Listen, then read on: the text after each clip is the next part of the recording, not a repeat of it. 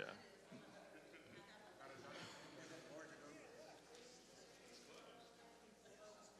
Good morning, right here.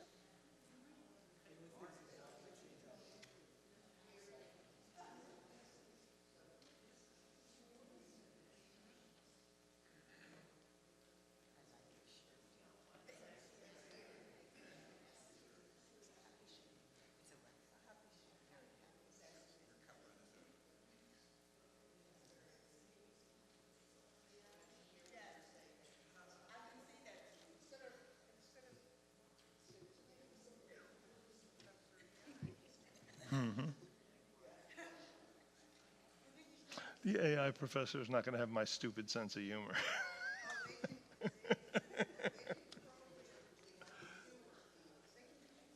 I'm sure you can. Doesn't mean it'll be effective.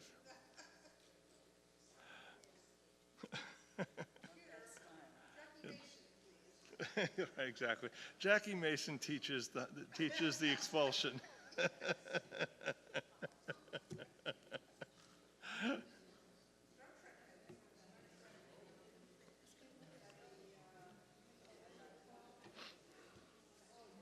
Yes, I want one.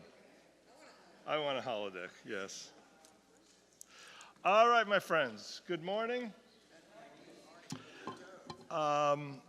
Last week, we've been looking at this point at post-expulsion and where people went. Last week, we really delved into the Ottoman Empire. Today, we're going to look at two other experiences, those who went to Amsterdam, went north to Amsterdam, and then those who go to Sfat. Those are the two I'm going to deal with today. So this is all, again, the fact is they're being thrown out of one country after another, and so they're trying to recreate culture and religious life and family life and all those kinds of things. All right, so throughout, now we're up to the 1500s and 1600s, there's a steady stream of conversos who embark on a twofold journey. In other words, these are people in majority who chose to leave Spain because they didn't want to convert, went to Portugal, and then were forced to convert. Okay, a lot of these people, that's who we're talking about. A lot of them are ultimately of Portuguese descent, even though it was only 4 or 5 years that they were there. So a lot of these people begin a twofold journey, one a physical trek to freedom, and in some ways a spiritual journey back to Judaism. They're born in Spain and Portugal, but we're talking about a couple generations later. This is the next group that's moving. They have no personal experience of what it means to live a life in a Jewish community. They're not coming back to Judaism. They're searching for Judaism. Their family history is Jewish, but they don't know themselves what that means. And so they have to form a new, distinctive social unit with tight bonds, and they do so in Seville and Madrid and Lima and elsewhere, and they nurture these family ties. They nurture a sense of kinship with Portuguese and Spanish converso Jews wherever in the world they are. You really have the spreading out, and nonetheless, they have somewhat of a common background a few generations before.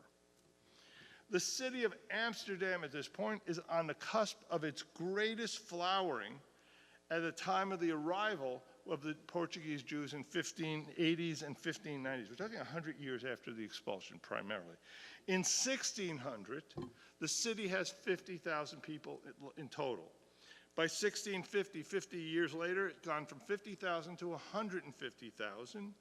And by 1750, it reaches 250,000. This is a city experiencing massive growth. Immigrants are pouring in. The Jewish population grows apace with everything. They're coming from the Iberian Peninsula, they're coming from France, from Germany, from Poland, from the Ottoman Empire, and Italy. And what you have in the Netherlands is the formation of a nation, in a sense. The United Provinces of the Netherlands is emerging, and with it, a new model of a Jewish community. These are people who don't have the background. There is a general understanding that Jews are welcomed into Amsterdam, but it's not quite that simple in terms of religious practice. Popular myth notwithstanding, in the Netherlands, it wasn't necessarily a haven initially for full religious freedom.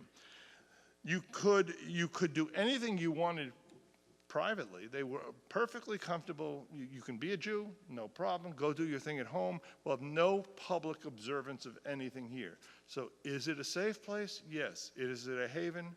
No. All right.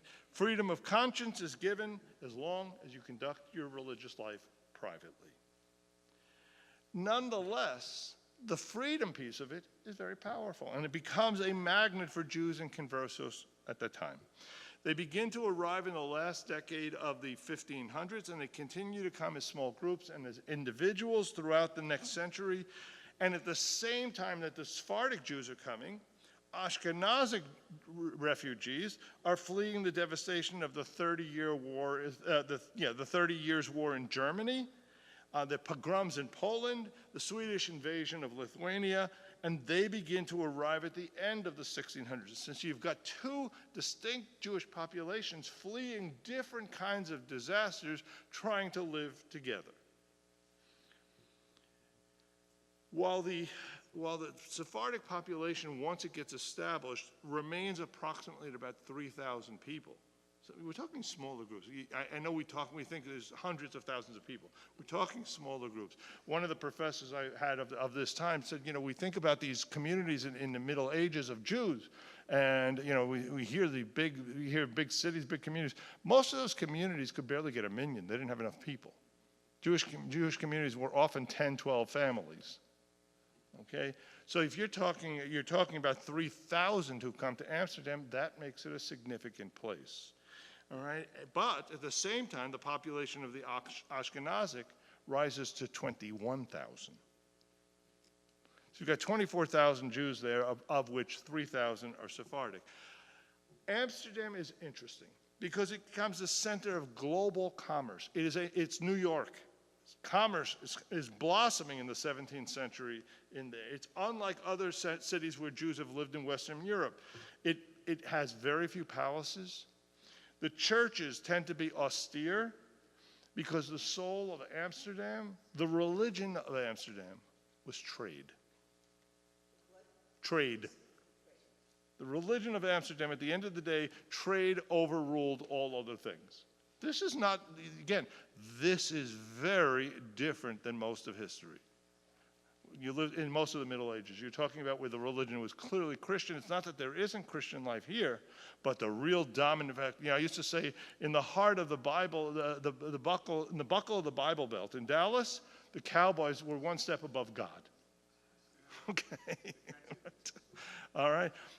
So there are other things that are predominant. And in Amsterdam, it is primarily trade. And cessation of hostilities between Holland and Spain, because they've been at war in 1609, Portuguese Jewish merchants find themselves in the ideal position, the Jews, to conduct trade between Holland and the Iberian Peninsula. Why? Because they left their relatives back in town. And they have relatives to conduct trade with. They have inns. So the Jews, because they've spread out, now have access to trade in a way many other people have not.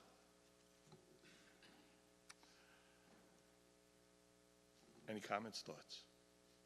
Okay, I have a line going across that says basically, they're telling me to stop and ask. Okay. Newly arrived Portuguese conversos are eager in many ways to begin a difficult process of becoming Jews again. Most of those, again, as I said to you, most of these people are the ones who opted not to convert in their stage. Those in Spain who stayed. Those who opted not to convert went to Portugal. They were the ones choosing to maintain their identity and then got forced to convert. It's a very different thing. And it's a different population. They had chosen to leave Spain, and they were much more determined to remain Jewish. However, the life that shows up in Amsterdam when they get there is very different from where the places where the Sephardim had come from and had settled. The practices are generations removed. As I said before, they haven't practiced in decades. A couple of generations have gone by. They don't know what it means to be Jewish. They haven't experienced organized Jewish living, that's for sure, even before that went away before the expulsion itself in the decades before. So they don't know from synagogues and JCCs and federations and whatever other kinds of organized JFS, whatever you want to pick, that kind of living didn't exist. They didn't know anything about bagels? Who knows? Who knows? Gastronomic Jews know all the time. All right. So what they have, their Judaism is in many ways distorted and partial because it's based on memory, not actual continual practice. They're trying to recreate something they've never experienced.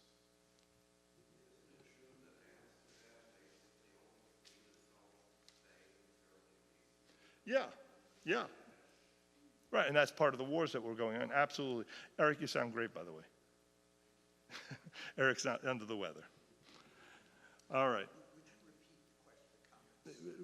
Repeat your question, I'll repeat the answer. I forgot already.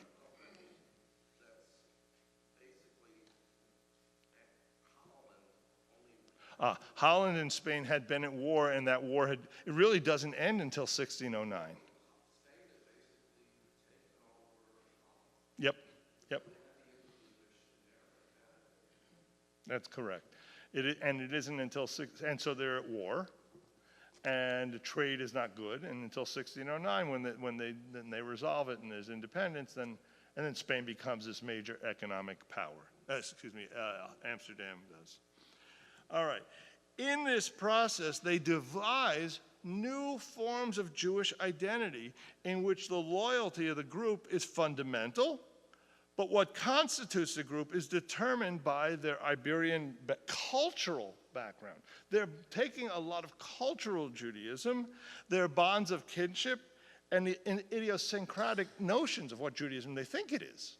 As I said to you, they're recreating from memory.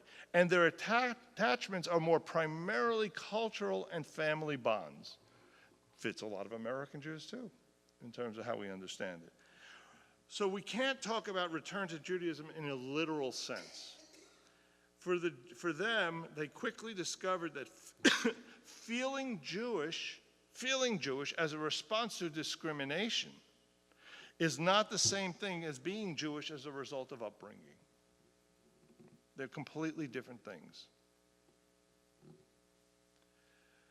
So these Portuguese conversos, they arrive in Amsterdam in the 17th century, but they're coming with a very common experience, the expulsion, et cetera, in years and generations. So they have a common bond.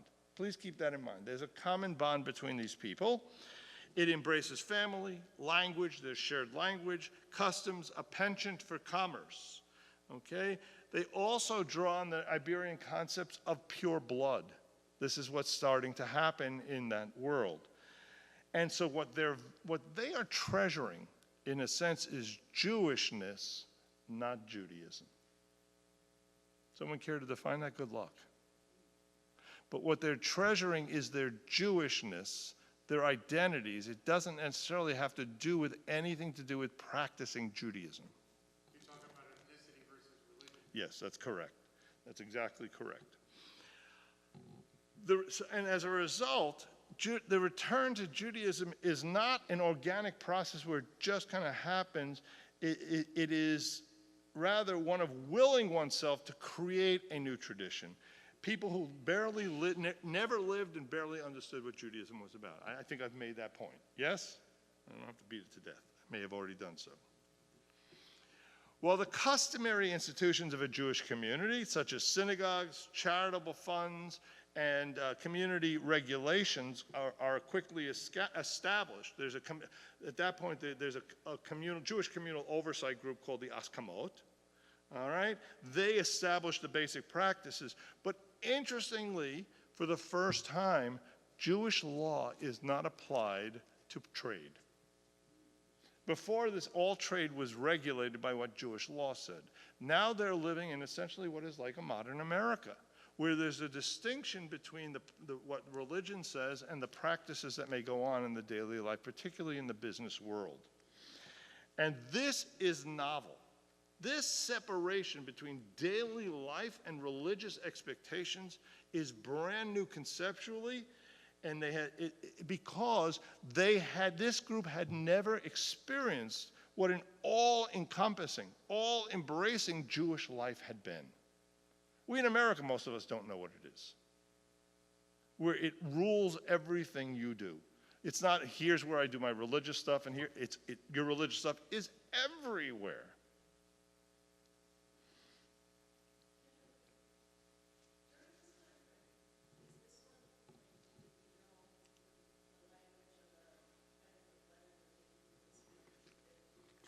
The dispersion certainly influences Ladino in the same way it influences Yiddish, and maybe a couple 100 years before.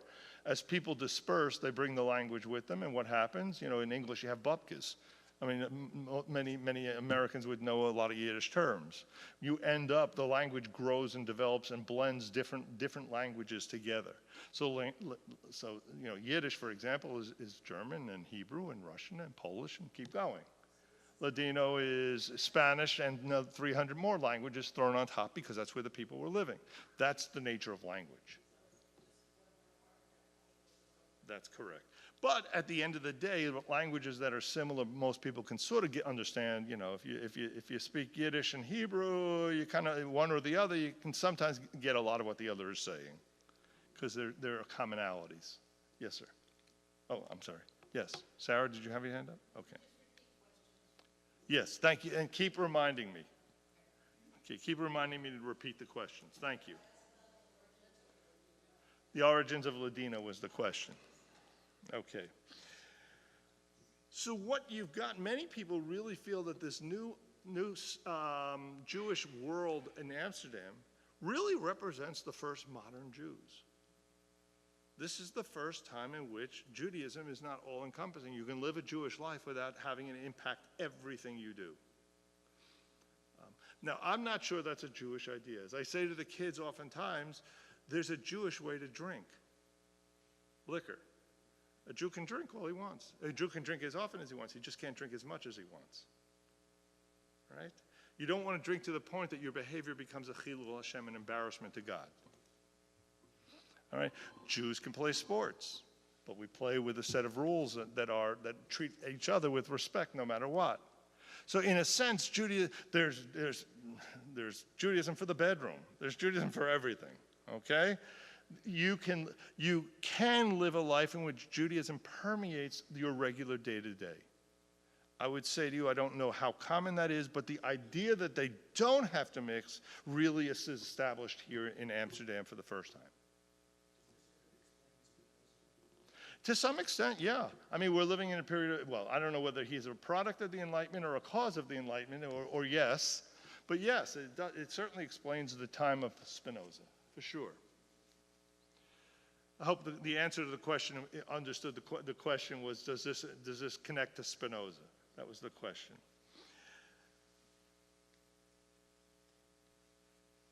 All right, let's talk economics. The potential for economic prosperity in Amsterdam reflects one facet of an entire mercantilist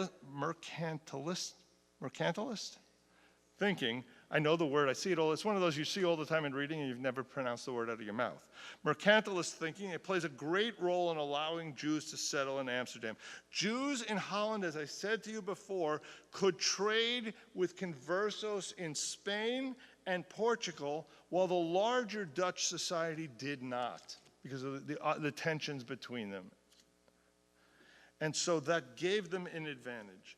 And it becomes even more important, and some were hoping actually, even from the Protestant side, because this is a Protestant country that's developing, that the converso merchants might actually help Protestant Amsterdam replace Catholic Antwerp as the trading center of Europe. So there's a larger outside picture that's also influencing and rooting for the Jews to do this. That's the Protestants. You know. Jewish importance becomes even more important. It becomes even more so after the Dutch conquest of Brazil in 1630. And Brazil's an interesting story because Brazil, a lot of the conversos go there. 1630, the Dutch conquer the Portuguese. The Jews who are all conversos come out of the closet. announce their Judaism, start celebrating and practicing, and 24 years later, Portugal recaptures Brazil, and now what? Right, and the first Jews to America are 23 Jews who left Recife, Brazil, to come here in 1654, I think. Okay, but that's not an accident. So 1630, they're living in Brazil, which is primarily Amsterdam ruled, and so it's a good place to be Jewish. And they, in concert with the Jews of Amsterdam, with the Brazilian kin, are preeminent in the trading world again for the same reasons. They've got connections. I got mishpacha there. I got family there. I can do this. By 1644, Portuguese Jews formed 1/3 of the European population of Brazil. Now you have the natives too. But in terms of the European element, and 1/3 of those were Jewish by 1644. It is a place of great settlement. I can't help it. I just have to go with the asides. I apologize. But again, it's Amsterdam that allows the Jews of Recife to settle in North America. All right. When they arrive, they are told by Peter Stuyvesant, "We don't want you. Basically, go away." And the Jews write to the leadership in Amsterdam, where it is primarily, what was their religion? Trade. Okay, and say, "No, this is valuable people for money. Let them in," and overrule Stuyvesant. So Holland plays a major role. So, as I said to you, at first the Jews were tolerated in Amsterdam on the proviso that their religious behaviors remain private and inconspicuous. One of the earliest arrivals has a religious services in his house. We all know this process. 1612, they build a synagogue, but the fiction remains, it's legal fiction, that there's a worshiping going on in private, because it's in the synagogue, it's not in public. In other words, they were looking the other way. It wasn't permitted, but they just, at this point, they just said, whatever. They're helping our economy. They're helping our religious life, which is trade. All is good. By 1650, now remember what I said about small communities. I love this. By 1650, the Jews accounted for more than 200 people. That's the large community. And what did they do? Now we're talking about it in Amsterdam. 200 in 1650, and it's early in process. 200, and who asked me about, who's made a comment to me about synagogue splitting? Who was talking about? Oh, okay. So 200 Jews, 2 synagogues.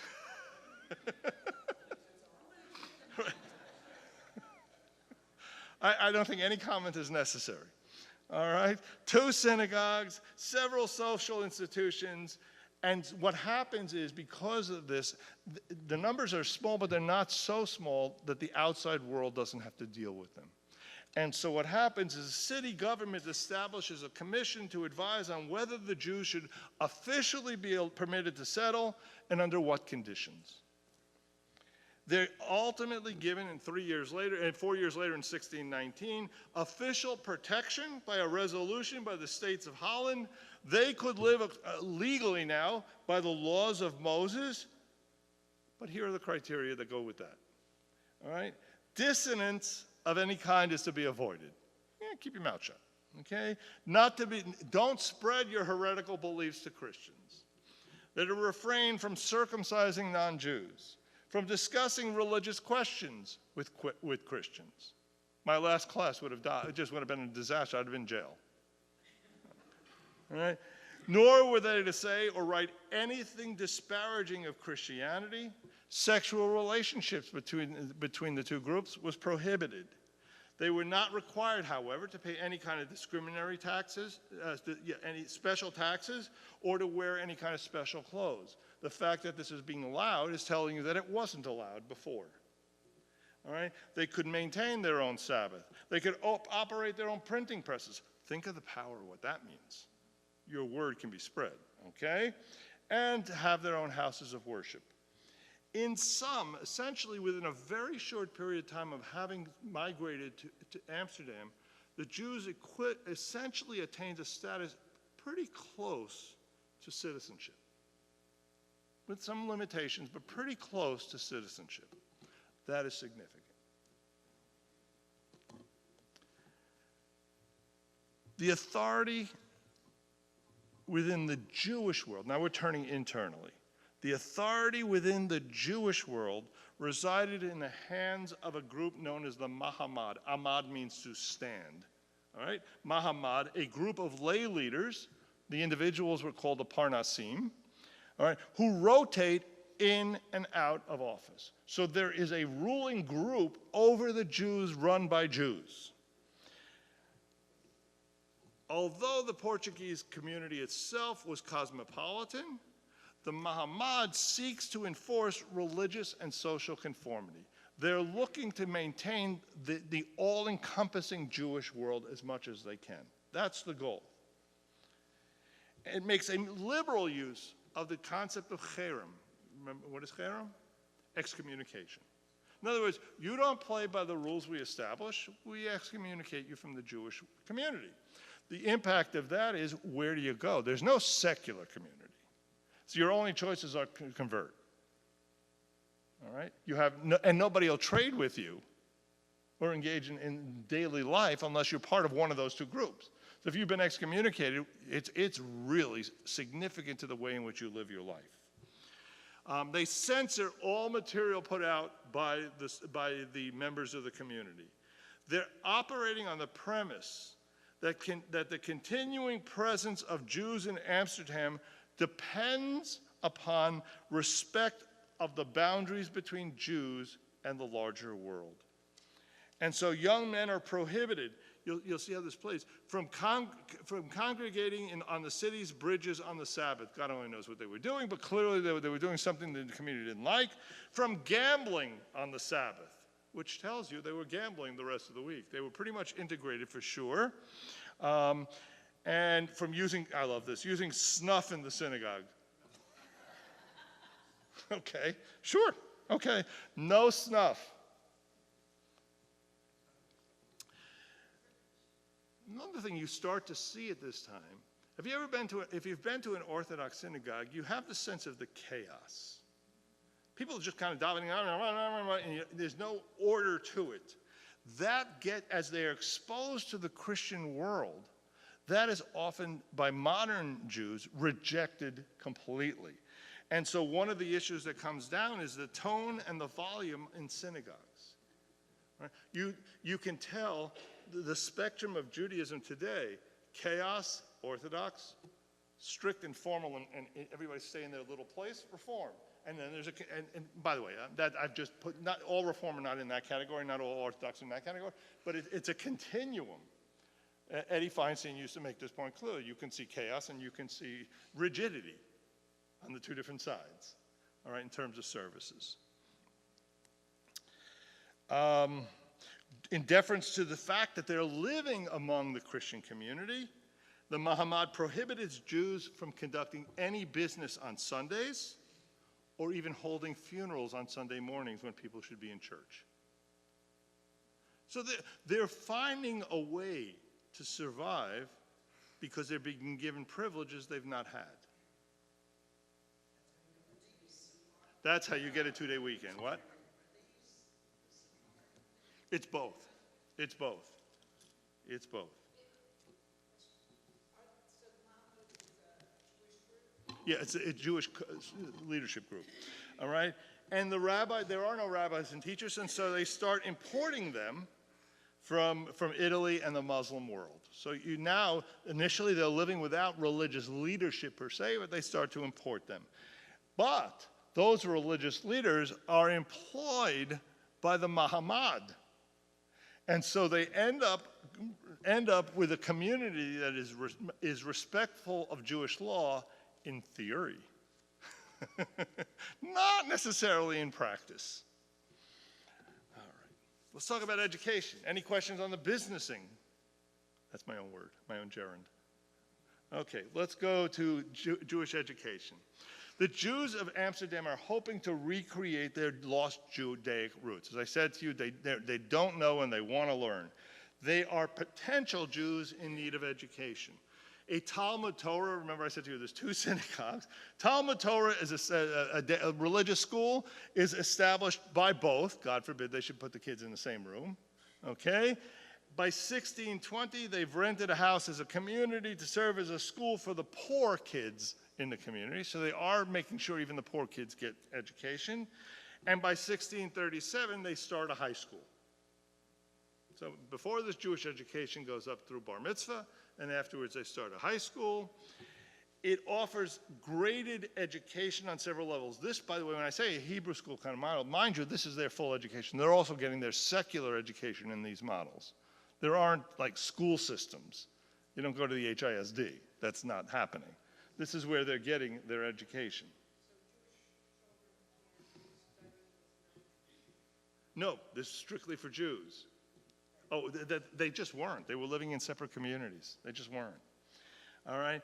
In addition, sometimes individual tutors were hired for orphans, for those who were disabled and couldn't get there, and for poor children. So everybody was given an education through the age of bar mitzvah, no matter economic capability. Again, that is a community caring for itself. It's early 1600, by 1635 or so. The education level among Jews was much greater because of the literacy in particular, because of the concern for studying text.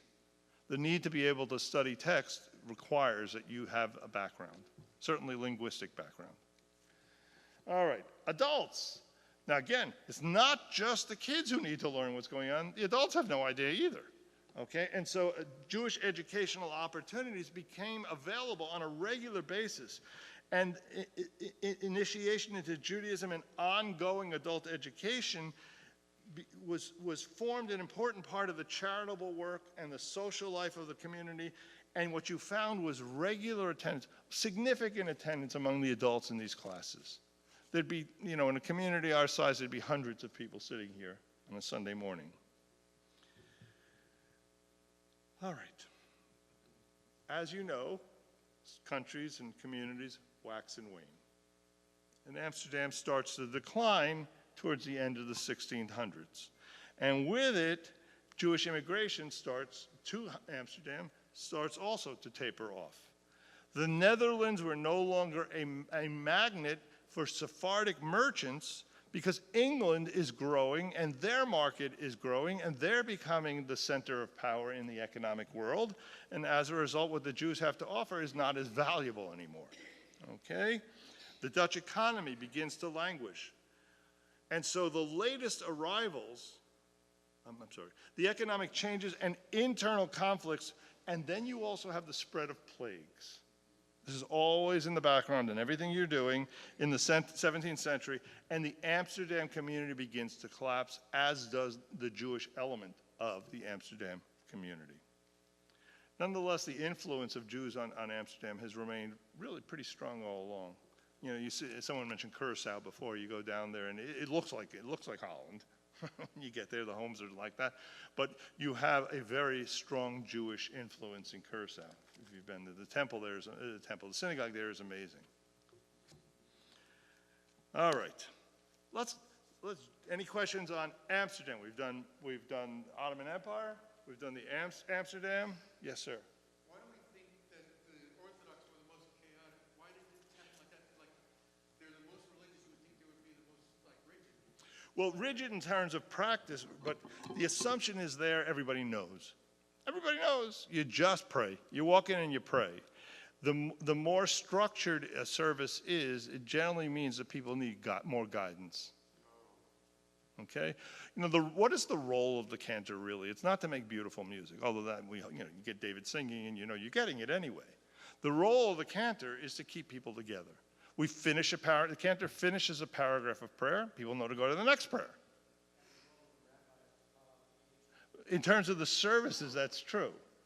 I mean, in terms of teaching, his role is to teach, right? Yeah, I mean, I can do announce a page 69 like nobody else, right? I'm very good at page announcements. This is a joke in my family. My brother he'll watch service and says, you're really good at that page announcement thing. Thank you, bro. Okay. All right, let's go to Sfat. So the expulsions from Spain and Portugal, as I mentioned to you, are not the only expulsions happening.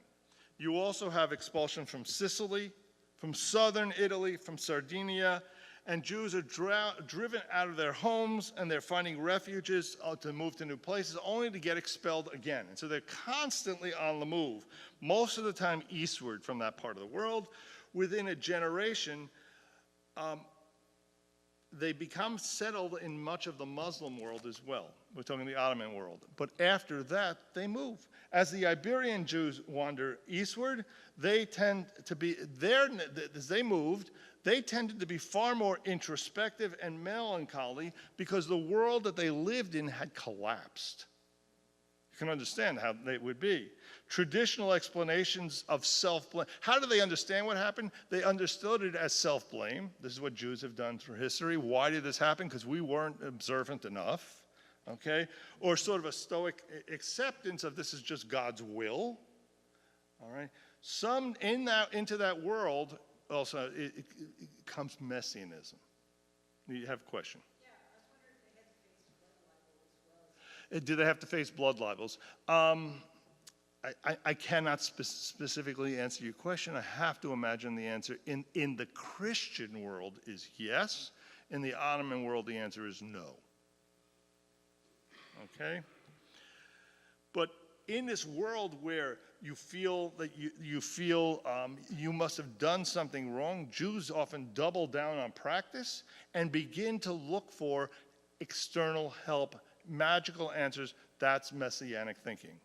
Okay, now this is where Chabad slaps me in the face.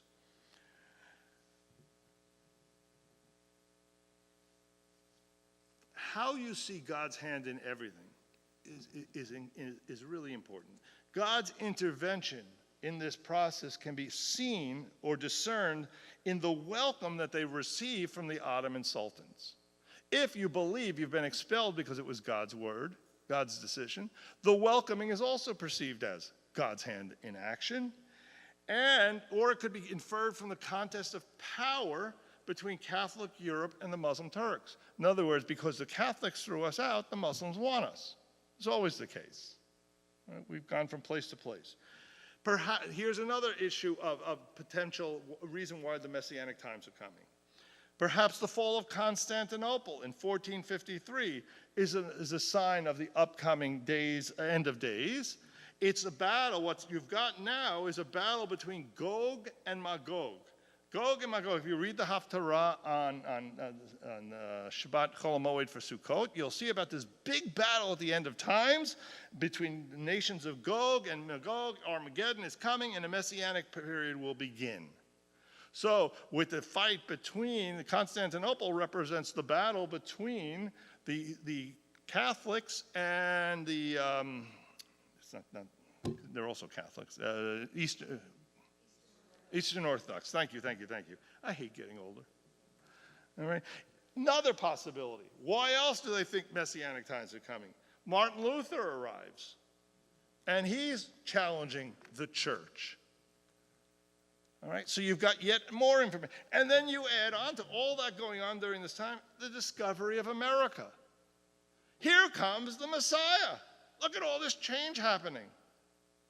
Look at all this possible freedom as Jews. So you have periodic outbursts of messianic enthusiasm that could swell into movements, really. You have people who lost patience with their suffering. How long do you suffer before you start to say, I need help? And they say, what they try to do is accelerate in some way the coming of the Messiah. And of course, into that world walk many charismatic figures. And we'll talk about Shabbatai Tzvi next week a lot, okay? But there's many of them at this time. Repentance, people start to repent. They start to see their own behaviors. They were converted. We did something wrong. Whether or not we must have done something wrong, so you turn to repentance. Prayer, quietism, good works, activism, organized migration to the land of the Messiah, the land of Israel, where the Messiah was expected to appear. And so, you have all of this messianism blossoming throughout the world in response to the suffering that's gone on. And where do they go in Israel? Sfat. Sfat. Oh, this is towards the end of the 16th century, 16th and 17th centuries. And a lot of them are Sephardic. That's the first thing to note. All right? Most centers of Sephardic activity and creativity happened in places where the political and economic conditions warranted it. It makes sense. That's not true of Sfat. All right? In Sfat, they are attracted not by economic opportunity, but what feels like a spiritual energy, a charismatic place of mystics and penitents who are seeking they're all seeking this renewal. They're all seeking forgiveness. They're all seeking messianic times. And under their influence, it seems to be, people are feeling a sense of access to the divine presence there. There's an ancient aura to the town. Its lore is added to by mystical potential. Sfat sits on top of a mountain and commands a majestic view of everything around it. In ancient times, those mountaintops are where people would go up on top of the mountain and announce the new months and things like that. They were beacons up on the mountains and the beginning of festivals. In the valley below that mountain lies an ancient cemetery where mystics and rabbis of the Talmudic period are buried. That is significant to the town of Sfat. All right? Sfat's chief attraction for many of these people were the cemeteries, the proximity to these graves, and a cave nearby where it is recorded to some popular tradition that the 2nd century Rabbi Shimon ben Yochai composed the Zohar. There's a tradition that that's where it was written. And so it is not economics like everywhere else that is pulling people to Sfat.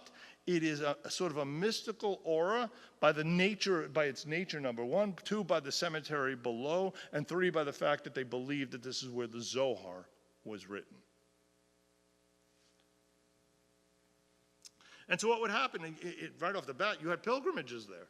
Just like you had pilgrimages to Jerusalem. People would make even if they weren't living there, they'd make regular journeys there.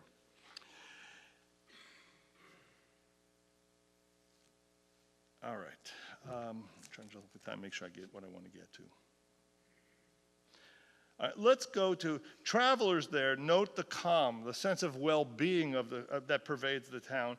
One of them singling out piety and humility of its Jewish residents, remarking, reading number 10 on your page. And I'll read it. I apologize, but it needs to be heard online. None among them is ashamed to go to the well to draw water and carry home the pitcher on his shoulders, and go to market and buy bread and oil and vegetables. All the work in the house is done by themselves. You don't have servants. This is a community dedicated to everything themselves. There's a piety here. One traveler from Italy noted in 1495 the piety of the community, and he links messianic expectations to the expulsion of Jews from Spain. Reading number 11. Sfat is built on the slopes of a mountain and is a great city. The houses are small and modest, and when the rain falls, it's impossible to walk about town on account of the dirt. It is also difficult to go out in the markets and the streets, even during the summer, for you must always be climbing up or down. Yeah, that's for sure. However, the land is good, it's health-giving, the waters are quite good. The Holy Congregation numbers about 300 householders, and most of the Jews have shops of spices, cheese, oil, and sundry pulses and fruit. Around Sfat, there are many caves. I also saw the synagogue of Rabbi Shimon ben Yochai, that's the guy who theoretically wrote the Zohar, all right, and the wall of a big building that had been destroyed. There is a tradition among the people of Sfat that when this wall collapses, the coming of the Messiah will be at hand. So local events have an impact on the coming of the Messiah. That's the sense that's going on in Sfat. They told me that lightning struck the wall during the expulsion of the Jews from Spain so that it began to collapse. The pious pilgrims persisted in their journey despite the hazards at sea, finding a sense of tranquility and holiness in Sfat. One traveler from Italy noted in 1495 the special piety of Sfat's Jews and linked the local messianic expectations to the expulsion of the Jews from Spain. They're not just Levine's words, okay? Sfat is built on the slopes of a mountain. Oh, actually, I think this repeats. Yes, it does. Okay, you got the whole reading. I'm not reading it twice. Note to self, get rid of that. All right. And then you've got the expansion. As I said to you, people are moving in. There's this constant influx of people. It's captured in an exciting letter from an Italian merchant in 1535, 40 years later, reading 12. What shall I tell you about this country? As so many people before me have reported its character and greatness in writing and orally. In general, I should like to tell you that just as in Italy, improvements are being made and new settlements founded, while the population is increasing daily. This is flourishing. Such is the case here. He who saw Sfat 10 years ago and observes it now has the impression of a miracle. For more Jews are arriving here continually, and the tailoring trade grows daily. My great-grandfather would have been proud. I have been told that more than 15,000 suits have been manufactured in Sfat during this year, besides fancy suits. Every man, every woman who works wool and fabrics earns an abundant living. You have a sense of a thriving, mystical city where people are finding a calmness, an escape from the sufferings that they've gone through, and hopes. All that it has the infused hope underlying it of messianic times. It's not a bad place to be. Were there already Jews in Safat when the migration started? There are Jews, and they were isolated little packs of Jews, and yes, and they were probably more mystic in their approach, but it wasn't like a real community as you would think. We're talking about a flowering here that completely changes, that builds upon that. Let me not saying it builds upon that and expands it. So from the outside, Suleiman, who oversees all of this land, erects a perimeter wall around the town. So you've got a wall that centers the town. A few years later, a fort is erected containing warehouses and protected living rooms for Jews, living quarters. Between 1500 and 1600, now in the time frame, the Jewish population grew from 1,200 to 10,000. By the end of the 16th century, I just love this again, the town contained at least 18 synagogues, each possessing its own school and a center for Talmudic study. Torah study became, in this world, when you chose to go there, a certain element of people are going there, became ubiquitous. Everybody studied. There's a visitor who reports that he found some 14,000 people studying Jewish law day and night. I don't think there were 14,000 Jews, but nonetheless, you have a sense of what he's saying. Yes? It's mostly more crowded. There's not, if you know the area, there's not a lot of place to expand, right? So, there are a couple cities in Italy I found that had the same experience. You can see that there's no place to go. They're surrounded by mountains. What do you do? And so it gets more and more crowded as a result. 16th century Sfat, as I've mentioned, is noted for its spiritual fervor, this energy. Some new arrivals, particularly the conversos, are seeking expiation. This is, I'm going to leave, I have to somehow gain forgiveness for my family's conversion, and what better place to do it than Sfat? Migration to Sfat represents an ascent toward the collective redemption, not just the individual, but the community. And in that, where better to wait for the Messiah? It's got all of these overtones. And under this, in the city's narrow confines, you have this Kabbalistic renaissance. That's what's going on here. Very interesting. Joseph Caro is a name you may or may not know. Joseph Caro is one of the greatest, is one of the greatest legal minds of his time, but he's also a Kabbalist. Those don't necessarily go hand in hand. As a matter of fact, most of the time, they don't.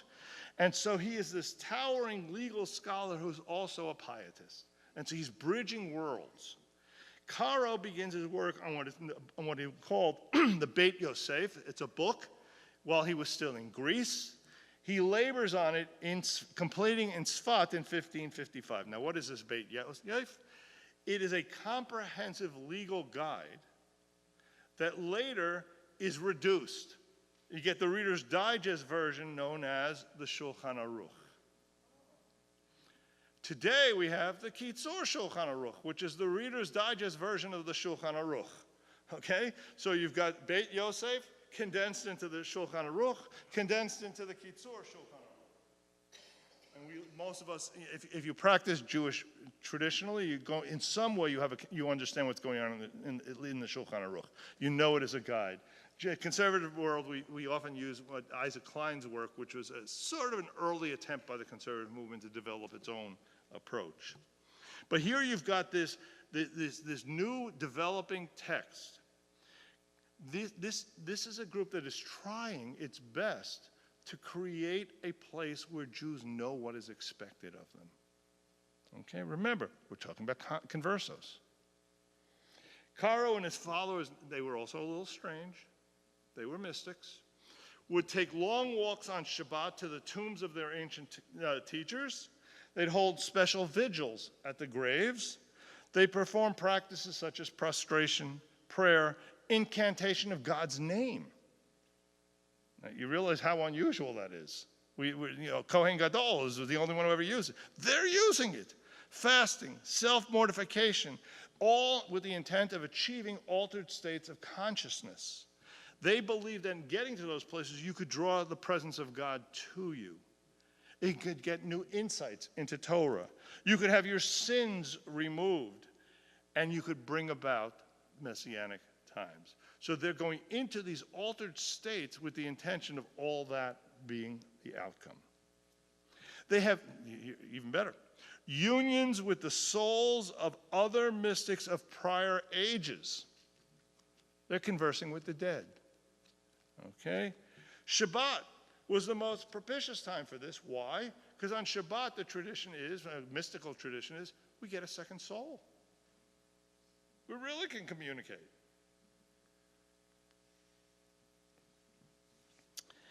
The mystical practices reach a pinnacle in the arrival of the greatest of the Sfat mystics, Isaac Luria. At the time of his arrival, Sfat is just filled with messianic expectation, with mystical exercises, with fervent study. His charismatic personality walks in, and it just seems like a fit.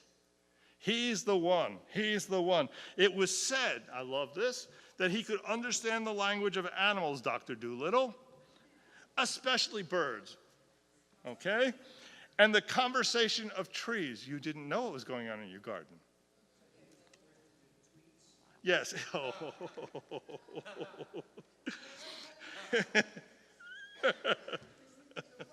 The comment was he was the first to do tweets. All right. Let's go to Shlomo Dresnik in 1607.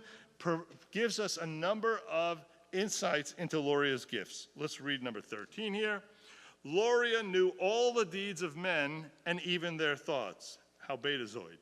He could read faces, look into the souls of men, and recognize souls that migrated from body to body.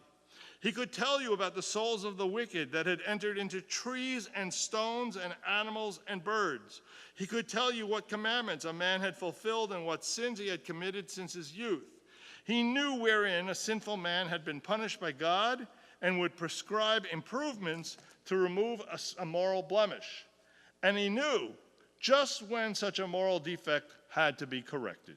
He understood the chirping of birds, he tweeted. I love that. And through their flight, he divined strange things, as it is referred to in the verse. For a bird of the air shall carry the voice, and that which hath wings shall tell the matter.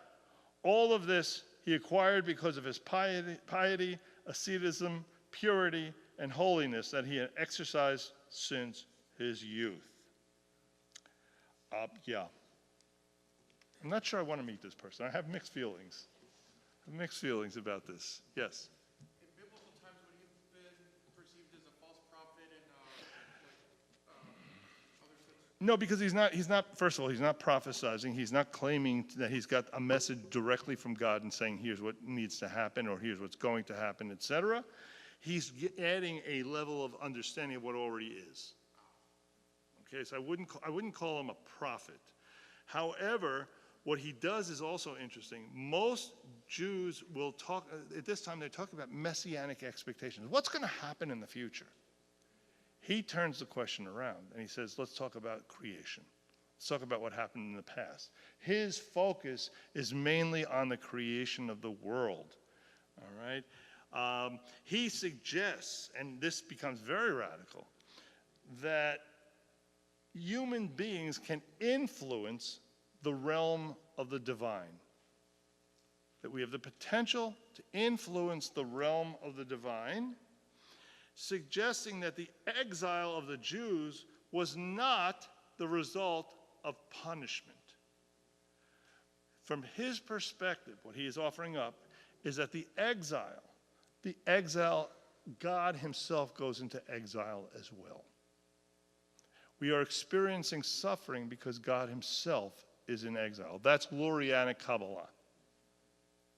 God himself is in exile. The dispersion of the people, Israel, mirrors the divine state of dispersion. God himself is just all over, not in a good way. Some of this, and I welcome you to study mysticism. It's just not my thing. I am a total rationalist in my approach to Judaism. I say that unapologetically. It doesn't mean I'm right, but that's who I am. Okay? Some of these beliefs, however, get into, that he's proposing, become part of the mainstream way of practicing Judaism. So there are a number of things that we do. Friday night, you come to services. Okay? Finish L'Chadodi, what do we do? Face the door.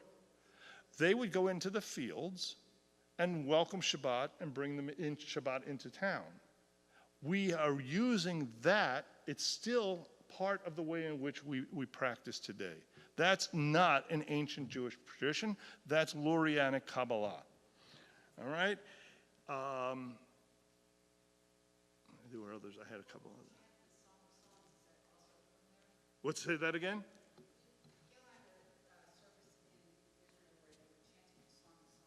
Yep. On Friday, yes, yes. All right, another one you all know is the fasting of the firstborn before Pesach. We almost take that for granted. That's Kabbalistic. The third is Tikkun Leil Shavuot, an all-night study group. Now, the timing on that also, if you remember a couple of years ago, I gave a lecture on coffee and the power of coffee and its influence. The reality of it is an all-night study session was only enabled by the fact that they had discovered coffee and they were able to stay up all night. Coffee really has a far more greater impact on society, not just Jewish society, than we really think, because it opened up the night.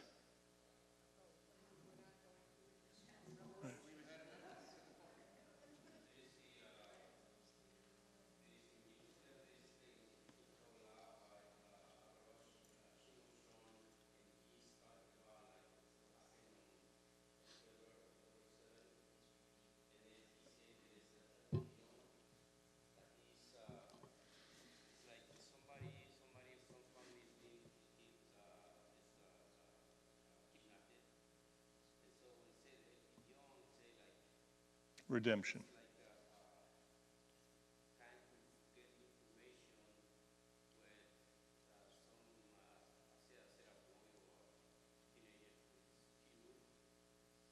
So is there a question? Tell me the question.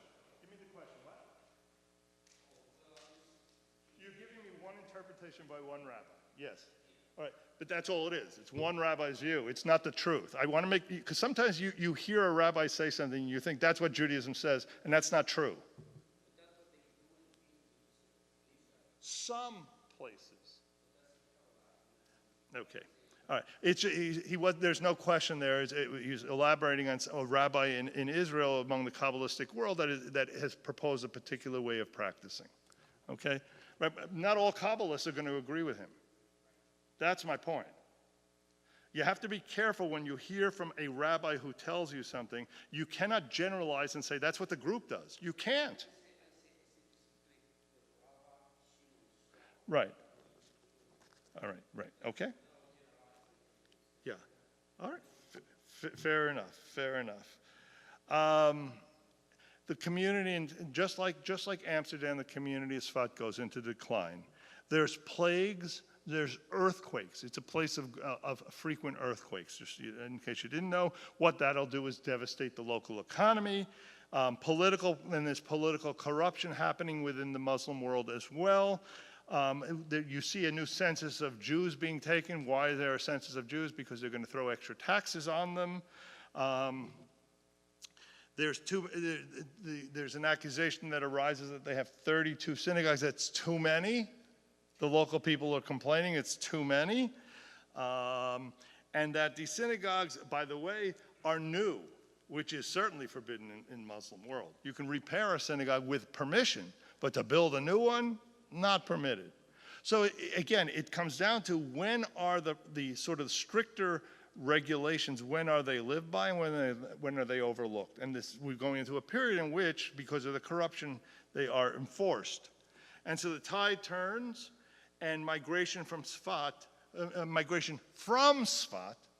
then accelerates. This is around the 1580s. The same time, the textile industry again is declining as a result of the competition from Europe. So there's always that, they're very much into the tailoring business, the textile business, and as that spreads through Europe, they're, in a sense, oh God, I'm having a terrible time with words. What's that? No, monopoly. Their monopoly on the field is gone. Oh, God. I need more coffee. All right. After Luria, he dies, the messianic fervor doesn't go away. To the contrary, Sfat has all of the messianic tools in place, and it's looking for a leader. It's looking for a leader.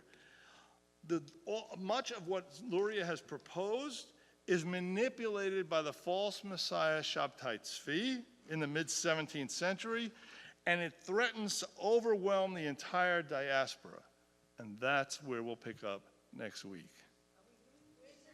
No, 2 weeks. No class. All right, I'll take it. I'll answer. Don't let me forget.